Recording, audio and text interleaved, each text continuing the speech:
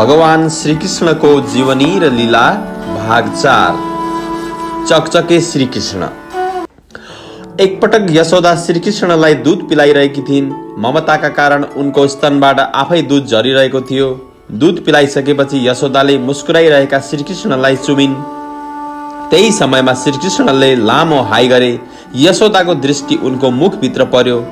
त्यहाँभित्र उनले आकाश, अन्तरिक्ष, ज्योतिर्मण्डल, दिशा, सूर्य, चन्द्रमा, अग्नि, वायु, समुद्र, द्वीप, पर्वत, नदी, वन र सबै चराचर प्राणीलाई देखिन्। यस्तो देखेपछि उनको शरीर अकस्मात काँप्न थाल्यो। उनी डराइन्। केही समयमै आफूलाई सम्हालिन्। वात्सल्य भावका कारण उनलाई आफूले देखेको कुरामाथि विश्वास हुन सकेन। उनी आफू भ्रममा परे जस्तो लाग्यो। उनले आँखा चिम्लिन्। यदुवंशीका कुल पुरोहित थिए गर्गाचार्य। उनी तपस्वी थिए। वासुदेवको प्रेरणाले उनी एक दिन गोकुल आए। नन्द उनलाई देखेर खुसी भए। उनको यथाशक्य स्वागत गरे। गर्गाचार्य आसनमा बसेपछि उनले भने, म तपाईको के सेवा गर्न सक्छु? तपाई जस्तो महात्मा हामी जस्तो गृहस्थीको घरमा आउनु नै हाम्रो परम कल्याणको कारण हो। हामी त सांसारिक उल्झनमै अल्झिरहेका छौँ। हाम्रो चित्त यति दिन भइसकेको छ, हामी तपाईको आश्रमसम्म पनि जान सक्दैनौँ। अवश्य पनि हाम्रो कल्याणका लागि नै तपाई यहाँ आउनु भएको हो। नन्दले अनुरोध गरे, जुन कुरा भूत र भविष्यको गर्भमा निहित हुन्छ त्यो पनि ज्योतिष शास्त्रद्वारा प्रत्यक्ष थाहा पाउन सकिन्छ। तपाई त श्रेष्ठ ब्राह्मण हुनुहुन्छ, त्यसैले मेरा 2 बालकको नामकरण ती संस्कार गरिदिनुहोस्। गर्गाचार्यले समेत गराए। म यदुवंशीको आचार्यका रूपमा प्रसिद्ध छु। यदि मैले तिम्रो छोराको संस्कार गरे भने उनीहरूले सबैले देवकीको छोरा सम्झनेछन्। कंसको बुद्धिले पाप मात्रै सोच्ने गर्छ। उनी देवकीको 8औं गर्भ कन्या हुनै सक्दैन भनेर छटपटिरहेका छन्। त्यसैले यदि मैले तिम्रा छोराको संस्कार कर्म गरे भने उनीहरूलाई वासुदेवको छोरा सम्झेर मार्ने प्रयास गरिनेछ। नन्दले गुप्त रूपमा नामकरण संस्कार गरिदिन आग्रह गरे। गर्गाचार्यले रोहिणीको छोरा बलरामको नाम रोहिणेय राखिदिए। राम, बल र शङ्कर्षण पनि राखिदिए। कृष्ण वर्णका भएकोले श्रीकृष्णको नाम उनैले कृष्ण राखिदिए। गर्गाचार्यले भने, यी बालक पहिला वासुदेवको घरमा पनि जन्मिएका थिए, त्यसैले उनको नाम वासुदेव पनि हुनेछ। गर्गाचार्यले नन्दलाई सम्झाए, पहिलो युगको कुरा हो। एकपटक पृथ्वीमा कुनै पनि राजा थिएनन्। डाकाहरूले चारैतिर अत्याचार मचाइरहेका थिए। त्यसबेला यिनै तिम्रा छोराले सज्जन पुरुषहरूको रक्षा गरे र डाकामाथि विजय पाए। यी बालक गुण, सम्पत्ति, सौन्दर्य, कृति र प्रभावमा भगवान नारायण समान छन्। तिमी यी बालकलाई सावधानीपूर्वक रक्षा गर। यति भनेर गर्गाचार्य आफ्नो आश्रम फर्किए। नन्द बाबा खुसी भए। विस्तारै कृष्ण हात र घुँडाको बलले हिँड्न थाले। उनका खेल्ने साथी थिए बलराम। 2 फोहोरको वास्तै नगरी खेलमा मस्त हुन्थे। उनीहरू घिस्रिँदा उनीहरूको खुट्टा र कम्मरमा लगाइएको घुङ्रुहरू बज्ने गर्थ्यो। उक्त ध्वनि सुनेर उनीहरू हाँस्थे। कहिलेकाहीँ उनीहरू बाटोमा हिँडिरहेका मानिसको पनि पछि लाग्थे। जब ती अपरिचित मानिस हुन् भन्ने थाहा पाउँथे, डराउँदै आफ्ना आमा कहाँ फर्कन्थे। रोहिणी र यशोदाले उनीहरूलाई काखमा लिँदै दूध पिलाउँथे। उनीहरू बिस्तारै हुर्कदै गए। खेल्नका लागि घर बाहिर जान थाले। उनीहरू कहिले बसिरहेको बाच्छाको पुच्छर समाउने, कहिले हिँडिरहेको बाच्छाको पुच्छर समातेर घिस्रिने गर्थे। उनीहरूले खेलेको सबैलाई मन पर्थ्यो। गोपीहरू घरको काम छोडेरै उनीहरूको खेल हेर्न गर्थे। 2 चञ्चल स्वभावका थिए। कहिले उनीहरू पशुको सिङ समाउन जान्थे, कहिले बलिरहेको आगोमा पस्न खोज्थे, कहिले कुकुरको नजिकै जान्थे, कहिले तलवार समातेर खेल्न थाल्थे। रोहिणी र यशोदाले उनीहरूलाई त्यस्तो नगर्न भन्थे। उनीहरू मान्दैनथे। यस्तो अवस्थामा 2 आमालाई घरको काम गर्न गाह्रो हुन्थ्यो। बच्चाहरूको याद आइरहन्थ्यो। जब अलि ठुला भए श्रीकृष्णले दही नौनी चोर्न थाले। एक दिन उनी आफ्नै घरमा दही चोरिरहेका थिए। त्यत्तिकैमा उनले नजिकैको खम्बामा आफ्नो छाया देखे। उनी डराए।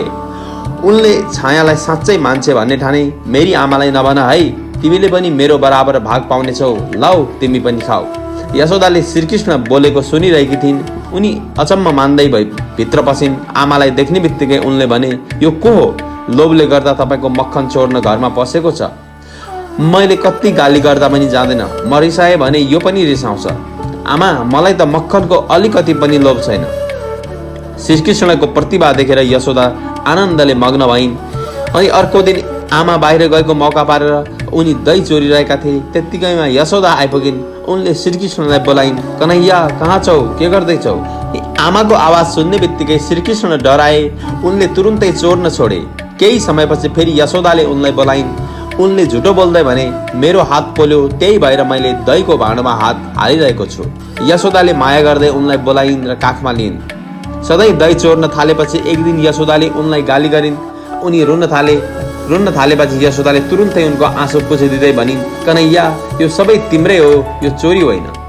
अनि अर्को दिनको कुरा हो, पूर्णिमाको दिन थियो। यशोदा गोपीहरूसँग बसेकी थिइन्। श्रीकृष्ण खेलिरहेका थिए। त्यत्तिकैमा उनको दृष्टि चन्द्रमामा पर्यो। उनले पछाडिबाट आएर आमाको घुम्टो हटाइदिए। हातले उनको कपाल तान्न थाले र बारम्बार पिठमा थपथपाउन थाले। तोते बोलीमा उनी भन्न थाले, मलाई त्यो चाहियो। यशोदाले कुरा बुझिनन्। उनले श्रीकृष्णलाई नजिकै बोलाइन् र सोधिन्, के दुध चाहियो? कृष्णले होइन भने। यशोदाले विभिन्न वस्तुको नाम लिँदै त्यो चाहिएको हो भनेर सोधिन्। अनि अन्तिममा उनले चन्द्रमातर्फ सङ्केत गरे। चन्द्रमालाई प्राप्त गर्न सकिँदैन भनेर गोपीहरूले उनलाई निकै सम्झाए। उनले मानेनन्। मलाई अहिले चाहियो भन्दै रुन थाले। यशोदाले त्यो तिमीलाई दिन योग्य छैन भनिन्। उनले चन्द्रमामा लागेको दागतर्फ इङ्गित गर्दै भनिन्, त्यसमा विष लागेको छ, त्यसैले राम्रो भए पनि कसैले त्यसलाई खाँदैनन्। श्रीकृष्णले सोधे, यसमा विष कसरी लाग्यो? कुरा बदलियो। यशोदाले उनलाई काखमा लिइन् र मिठो स्वरमा कथा सुनाउन थालिन्। आमा छोराका बीचमा संवाद चल्यो। यशोदा, एउटा क्षीर सागर छ। श्रीकृष्ण, त्यो कस्तो छ आमा? यशोदा, बाबु, तिमीले दुध देखेका छौ नि, त्यसैको एउटा समुद्र छ। श्रीकृष्ण, आमा, कतिवटा गाईले दुध दिएपछि दुधको समुद्र बन्यो होला है? यशोदा भन्छन्, कन्हैया, त्यो गाईको दुध होइन। श्रीकृष्ण, गाई नभई कसरी दुध हुन्छ? यशोदा, जसले गाईमा दुध बनाएको हो उसले गाई बिना पनि दुध बनाउन सक्छ। श्रीकृष्ण, त्यो को हो आमा? यशोदा, भगवान। तर त्यहाँसम्म कोही पनि जान सक्दैन। श्रीकृष्ण, ठिक छ, अनि? यशोदा, एकपटक देवता र राक्षसहरूको बीचमा युद्ध भयो। राक्षसहरूलाई मोहित गर्नका लागि भगवानले क्षीर सागरलाई मथ्नुभयो। बासुकी नाग डोरी बने। श्रीकृष्ण, हामीले दही मथेको जस्तै गरी हो? यशोदा, हो बाबु, त्यसैबाट कालकुट नामक विष उत्पन्न भयो। श्रीकृष्ण, आमा, विष त सर्पमा हुन्छ, दुधमा कसरी भयो? यशोदा, बाबु, जब शङ्कर भगवानले त्यही विष पिउनु भयो, त्यसको थोपा धरतीमा खस्यो, त्यसैलाई पिएर सर्प विषालु भए। सुत बाबु, भगवानका यस्ता कैयौं लीला छन्। श्रीकृष्ण, हुन्छ। एक दिन सबै गोपी जम्मा भएर नन्द कहाँ आए। उनीहरूले श्रीकृष्णको चकचके स्वभावको बारेमा यशोदालाई कुरा लगाइदिए। कृष्ण धेरै चकचके भएका छन्। गाई दुहुँदै गर्दा बाछो खोलिदिन्छन्। हामीले गाली गर्यो भने झनै हाँस्छन्। हाम्रो घरको दही चोरेर खान्छन्। आफैले मात्रै खाए त हुन्थ्यो नि, बाँदरलाई पनि बाँडिदिन्छन्। जब पेट भरिन्छ हाम्रो माटाका भाँडा नै फोडिदिन्छन्। यदि घरमा कुनै वस्तु पाइएन भने हाम्रो बच्चालाई रुवाएर भाग्छन्। धेरै पटक हामीले दुध दही लुकाएर राख्यौं, तर उनले विभिन्न उपाय गरेर चोर्छन्। कहिलेकाहीँ त साथीहरूको काँधमाथि चढेर चोर्छन्। केही लागेन भने तलबाट भाँडोबाट पाल पारिदिन्छन्। यदि हामीले अँध्यारोमा लुकाएर राख्यौं भने पनि तपाईले लगाइदिएको टल्कने लुगाको उज्यालोले सबै देख्छन्। यिनको शरीरमा यस्तो ज्योति छ जसबाट केही पनि लुक्न सक्दैन। यति चलाक छन् कि कुन सामान कहाँ राखेको छ सबै थाहा हुन्छ। हामी नभएको मौका छोपेर चोर्छन् र अझै उल्टै हामीलाई नै चोरीको आरोप लगाउँछन्। त्यति मात्रै हो र हामीले लिपेर सफा गरेको घरमा पिसाब गरिदिन्छन्।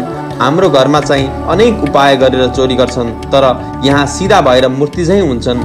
यति भनेर गोपीहरू श्रीकृष्णलाई हेर्न थाले। यशोदाले पनि उनलाई हेरिन्, तर गाली गर्ने बारेमा सोच्न पनि सकिनन्।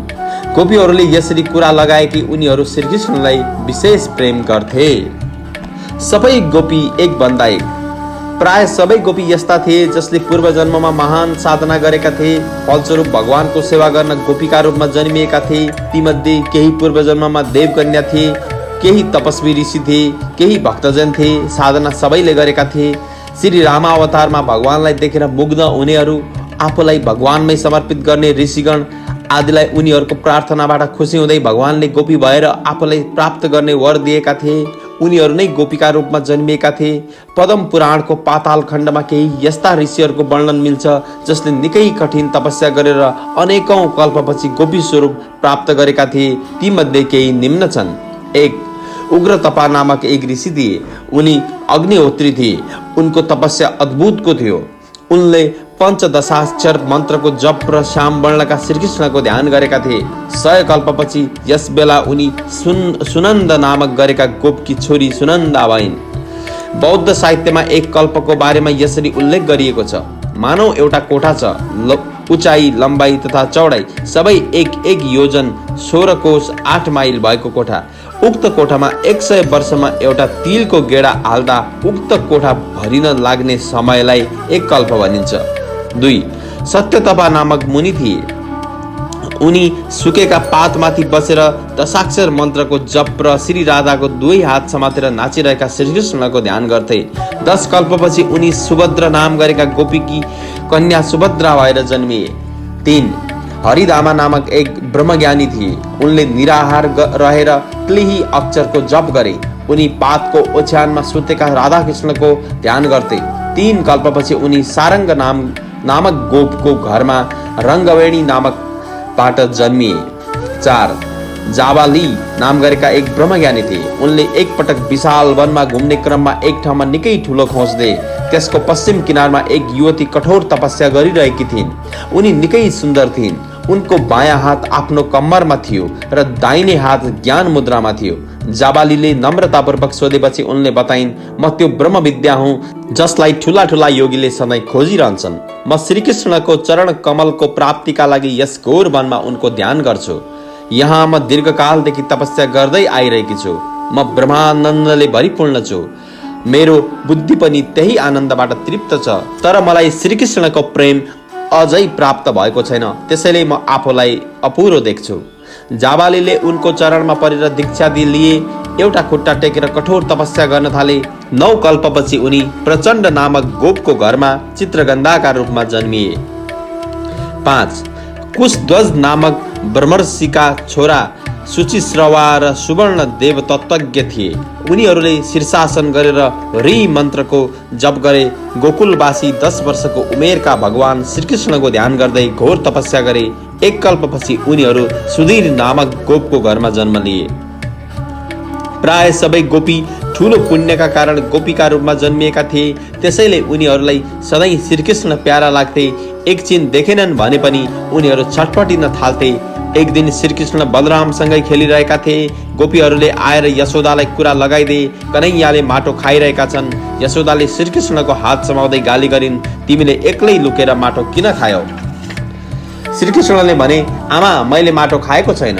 यशोदाले गाली गरिन्, सबैले भनिरहेका छन्, बलरामले समेत भनिरहेका छन्। श्रीकृष्णले आफ्नो बचाउ गरे, सबै झुटो बोलिरहेका छन्। यदि तपाईलाई उनीहरूको कुरा सत्य हो जस्तो लाग्छ भने आफैले मेरो मुखमा हेर्नुहोस्। श्रीकृष्णले मुख खोले। यशोदाले हेरिन्। उनले श्रीकृष्णको मुखमा सम्पूर्ण विश्व देखिन्। केही समय पहिला कृष्णले हाई गर्ने क्रममा देखे जस्तै उनलाई सपना हो या भगवानको माया भन्ने लाग्यो। एकपटक फेरि आफू भ्रममा परेको अनुमान लगाइन्। उनको मनको एउटा कुनाले भने सोच्यो, मेरो कन्हैया जन्मजात योग सिद्ध पनि त हुन सक्छ। उनले भगवानको याद गर्दै श्रीकृष्णलाई काखमा लिइन्। नन्द बाबा पूर्व जन्ममा द्रोण नाम गरेका एक श्रेष्ठ वसु थिए। उनकी पत्नी थिइन् धरा, जो यस बेला यशोदा थिइन्। द्रोणले त्यस बेला भनेका थिए, जब हामीले पृथ्वीमा जन्म लिनेछौँ, भगवान श्रीकृष्णमा हाम्रो अनन्य भक्ति हुनेछ, जुन भक्तिद्वारा संसारका मानिस अनायासै दुर्गतिबाट पर जान्छन्। ब्रह्माले उनलाई उनको इच्छा पूरा हुने वर दिएका थिए। यही कारणले उनीहरूले श्रीकृष्णलाई छोराको रूपमा पाएका थिए। गोकुलका सबै एक आपसमा प्रेमपूर्वक मिलेर बस्नुको रहस्य यही थियो। कार्तिकको महिना थियो। यशोदाले सबै दासीलाई आफ्नो काममा लगाइदिन्। आफू श्रीकृष्णका लागि दही मथ्न थालिन्। केही समय दही मथेपछि उनका हात थाके। निधारमा चिटचिट पसिना निस्कन थाले। कपालमा बाँधेको मालतीको सुन्दर फूल झर्न थाले। तैपनि उनले एकनासले दही मथिरहन्। श्रीकृष्ण दूध पिउन आमाको नजिकै आए। दही मथिरहेको मदानी समातेर उनले यशोदालाई रोके। आमाको काखमा बसेर दूध पिउन थाले। नजिकै पद्मगन्धा नामक गाईको दूध तातिरहेको थियो। दूध उम्लिन थालेको देखेर यशोदा श्रीकृष्णलाई त्यत्तिकै छोडेर गइन्। बीचमै दूध पिउन छोड्नु परेका कारण श्रीकृष्ण रिसाए। रिसको जोखमा उनले दहीको भाँडो दुईतिरले दाँतले च्यापेर फोडे र त्यत्तिकै छोडिदिए। अनि अर्को घरमा गएर त्यहाँ रहेको बासी नौनी खान थाले। यशोदाले दहीको भाँडो फुटेको देखिन्। श्रीकृष्णलाई नदेखेपछि खोज्न थालिन्। श्रीकृष्ण भाँडामा रहेको दही र नौनी झिकेर आफूसँगै बाँदरहरूलाई पनि खुवाइरहेका थिए। उनी डरले चारैतिर हेर्दै पनि थिए। यशोदाले जब श्रीकृष्णले चोरी गरिरहेको देखिन् एउटा लौरो बोकेर पछाडिबाट बिस्तारै गइन्। श्रीकृष्णले थाहा पाएले उनी तुरुन्तै भागे। यशोदा उनलाई लखेट्न थालिन्। निकै मेहनत गरेपछि उनले श्रीकृष्णलाई समाइन्। श्रीकृष्ण रुन खोज्दै थिए। यशोदाले उनलाई समातेर एउटा डोरीले बाँध्न थालिन्। अचम्मै भयो। उनले प्रयोग गरेको डोरी थोरै छोटो भयो। उनले बाँध्न सकेनन्। उनले अर्को डोरी गाँसिन्, त्यो पनि त्यति नै छोटो भयो। फेरि अर्को गाँसिन्, त्यो पनि त्यति नै छोटो भयो। यशोदाले घरमा भएका सबै डोरी गाँसिन्, तर श्रीकृष्णलाई बाँध्न सकिनन्। उनको असफलता देखेर गोपीहरू हाँस्न थाले। यशोदालाई अचम्म लाग्यो। उनको शरीर पसिनाले लथपथ भयो। उनी निकै थाकिसकेकी थिइन्। यति हुँदा पनि उनले श्रीकृष्णलाई बाँधेरै छोड्छु भन्ने अड्डी छोडिनन्। आमाको अड्डी देखेर श्रीकृष्णले आफूलाई बाँध्न नदिने प्रयास छोडिदिए र अन्त्यमा उनलाई बाँधेर यशोदा आफ्नो काममा लागिन्। बाँधिएको अवस्थामा श्रीकृष्णको दृष्टि दुईवटा अर्जुनका रुखमाथि पर्यो जुन सँगसँगै थिए। यशोदाले बाँधिदिएको मुसललाई घिसार्दै उनी अर्जुनका रुखतर्फ गए। त्यहाँ पुगेर दुई रुखको बीचमा पसे। उनी त छिरे, तर मुसल दुई रुखको बीचमा अड्कियो। कम्मरमा डोरी बाँधिएकाले उनी पनि अड्किए। उनले बल गर्न थाले। उनको बलले दुवै रुखका जरा उखेलिए। दुवै रुख ठूलो आवाजका साथ ढले। रुख ढलेको आवाज नन्द लगायत थुप्रैले सुने। सबै डराउँदै रुखको नजिकै आए। श्रीकृष्ण त्यही अड्किरहेका थिए। उनका कारण रुख ढलेको स्पष्ट थियो, तर कसैले पनि बुझ्न सकेनन्। यति सानो बच्चाले त्यत्रो ठुलो काम गर्न सक्छ भन्ने कसैलाई विश्वासै भएन। उनीहरू त्यस अप्रत्याशित घटनाप्रति डराए। त्यही नजिकै केही बच्चा खेलिरहेका थिए। उनीहरूले भने यो कन्हैयाको काम हो। उनी दुई रुखको बीचबाट निस्किरहेका थिए। मुसल अड्कियो। उनले ताने अनि रुख ढल्यो। धेरैले उनीहरूको कुरामाथि विश्वास गरेनन्। कसैले श्रीकृष्णको पहिलाका घटनाहरू सम्झे र शङ्कासम्म गरे। नन्दले श्रीकृष्णलाई बाँधिराखेको डोरी खोलिदिए। ती दुई रुख पूर्वजन्ममा यक्षराज कुबेरका छोरा थिए। उनीहरूको नाम थियो नलकबुर र मणिग्रीव। उनीहरू निकै धनी थिए। धनी भएका कारण सबैका माननीय थिए। यही कारणले उनीहरूको घमण्ड बढ्दै गयो। एकपटक उनीहरू मन्दाकिनीको तटमा गए। त्यहाँ अवस्थित कैलाशको रमणीय वनमा मदिरा पिएर मातिए। नशाका कारण उनीहरूलाई रिङ्गटा लाग्न थाल्यो। उनीहरूसँगै थुप्रै युवतीहरू पनि थिए जो गाउने बजाउने गरिरहेका थिए। मातिएको अवस्थामा उनीहरू गङ्गामा पसे। हात्तीले हात्तीनीसँग जल क्रीडा गरे जस्तै गरी उनीहरूसँग थरी थरीका क्रीडा गर्न थाले। संयोगले देवर्षि नारद त्यहाँ आइपुगे। उनले सबै दृश्य देखे। नारदलाई देख्ने बित्तिकै नाङ्गै रहेका युवतीहरूलाई लाज लाग्यो। श्रापको डरले उनीहरूले हत्तपत्त कपडा लगाए। नलकबुर र मणिग्रीवले भने लगाएनन्। देवताका छोरा भएर पनि मदिरापान गरी उन्मत्त भएको देखेर नारदले उनीहरूलाई श्राप दिए। जसले आफ्नो प्रिय विषयको सेवन गर्छ उसको बुद्धि सबैभन्दा धेरै नष्ट हुन्छ। यिनीहरू वृक्ष योनिमा जान योग्य छन्। त्यसपछि मात्रै यिनीहरूको अभिमान नष्ट हुनेछ। देवताहरूको 100 वर्ष बितेपछि यिनीहरूलाई श्रीकृष्णको सानिध्य प्राप्त हुनेछ। त्यसपछि यिनीहरू वृक्ष योनिबाट मुक्त हुनेछन् र आफ्नो लोकमा आउनेछन्। यति भनेर नारद आश्रममा गए। नलकबुर र मणिग्रीव दुवै एकैसाथ अर्जुनको रुख भए। श्रीकृष्णले रुख ढलाएपछि त्यसबाट उनीहरू मुक्त भए। उनीहरूले श्रीकृष्णको चरणमा शिर राखेर प्रणाम गरे र उनको प्रार्थना गरे। अन्त्यमा श्रीकृष्णले हाँस्दै उनीहरूलाई बिदा गरिदिए। श्रीकृष्ण कहिले गोपीहरूसँग खेल्थे, कहिले गीत गाउँथे, कहिले त्यत्तिकै ताली बजाउन थाल्थे, कहिले उनीहरूले अराएको काम गरिदिन्थे। एक दिन एक व्यापारी फलफुल बेच्दै आयो। उसलाई देख्ने बित्तिकै श्रीकृष्ण अन्जुलीभरि अन्न बोकेर फल लिन गए। जाँदा जाँदै अन्न जति सबै भुइँमा खस्यो, तैपनि व्यापारीले उनलाई फल दियो। अर्को दिन श्रीकृष्ण र बलराम अन्य बच्चासँगै खेल्दा खेल्दै यमुनाको किनारमा पुगे। उनीहरू त्यही खेल्नमा व्यस्त भए। रोहिणीले उनीहरूलाई बोलाइन्। नबोलेपछि यताउता खोजिन्, भेटिनन्। उनले महल बाहिर गएर खोज्नका लागि यशोदालाई पठाइन्। यशोदा उनीहरूलाई खोज्दै उनीहरूको नजिकै पुगिन्। उनले अन्य बच्चालाई आफ्नो घर पठाइदिन्। दुई भाइलाई घरमा ल्याएर नुहाइदिन्। त्यत्तिकैमा नजिकैको वनमा उत्पात मच्चिन थाल्यो। नन्द बाबा लगायत गोपहरूले यो दृश्य देखे। तुरुन्तै गाउँमा भेला बस्यो। गोप मध्येका एक उपनन्द पनि भेलामा उपस्थित थिए। उनी उमेर र ज्ञानले पाका थिए।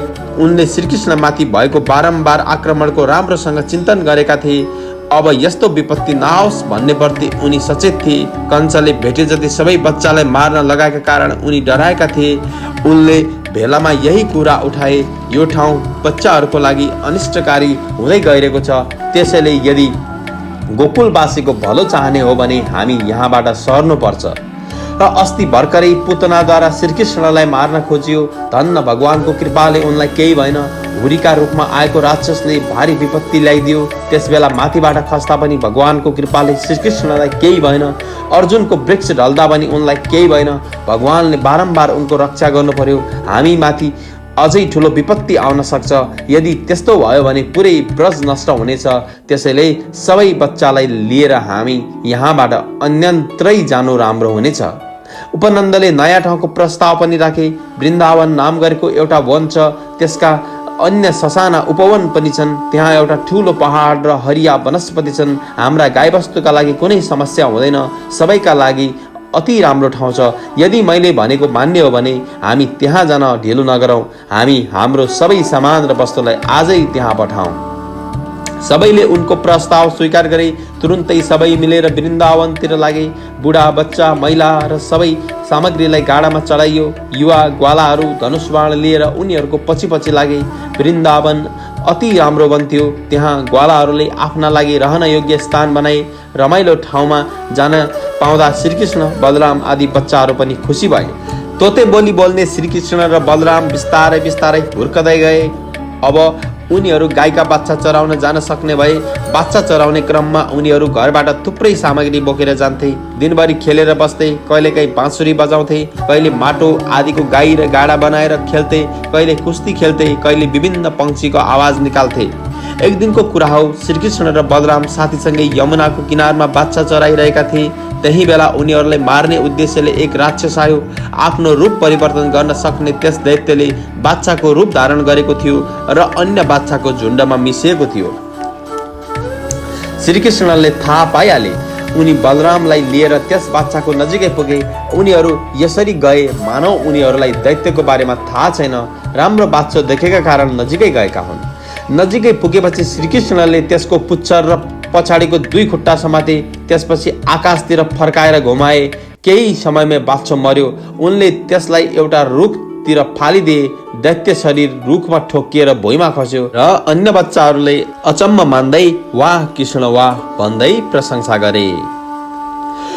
अर्को दिनको कुरा हो, सबै बच्चा मिलेर पानी पिलाउनका लागि बाच्छाहरूलाई जलाशयको तटमा लगाए। सबै बाच्छाले पिएपछि उनीहरूले पनि पिए। बच्चाहरूले नजिकै एउटा ठुलो जीव बसेको देखे। मानौ त्यो जीव कुनै पहाड हो। त्यसलाई देखेर उनीहरू डराए। उक्त जीव वक नाम गरेको असुर थियो। झट्ट हेर्दा हाँस जस्तो देखिन्थ्यो। उसले तीखो चुच्चाले झम्टेर श्रीकृष्णलाई सिङ्गै निल्यो। बलराम आदिले देखे। उनीहरूको सातो गयो। सबै अचेत भए। श्रीकृष्ण बकुल्लाको तालमुनि पुगे। उनले आफ्नो शक्ति देखाउँदै उसको तालु पोलिदिन थाले। दैत्यले हत्तपत्त उनलाई ओकलिदियो। त्यसपछि क्रोधित हुँदै चुच्चोले ठुक्ने प्रयास गर्यो। श्रीकृष्णले उसको मुखलाई घाँसको त्यान्द्रो च्याते जस्तै च्यातिदिए। सबै बच्चा अचम्मित भए। खुसी हुँदै श्रीकृष्णलाई अँगालो मारे।